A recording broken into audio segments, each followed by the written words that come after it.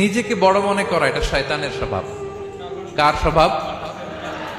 বিনয়ী হওয়া এটা নবীদের স্বভাব। আল্লাহ তাআলা ফেরেশতাদেরকে বলেছিলেন উসজুদু লি আদম, তোমরা আদমকে সিজদা দাও। ফাসাজাদাল মালাইকা কুল্লুহুম, সবাই সিজদা দিল ইল্লা ইবলিস, কে ছাড়া? ইবলিস ছাড়া।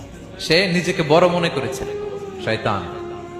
কিভাবে? সে লজিক খাটাইলো আল্লাহর সাথে। সে লজিক দিয়ে আল্লাহর বলে, আল্লাহ ক্বালা আনা খায়রুম মিনহু, আল্লাহ আমি কেন সিজদা দেব? আমি তো আদমের চেয়ে শ্রেষ্ঠ, আমি বড়। আল্লাহ বলতেছে তুমি বড়?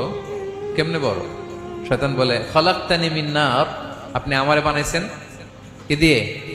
আগুন দিয়ে। ওয়া খলাকতাহু মিন তিন, আর আদমকে বানিয়েছেন মাটি দিয়ে। কি দিয়ে?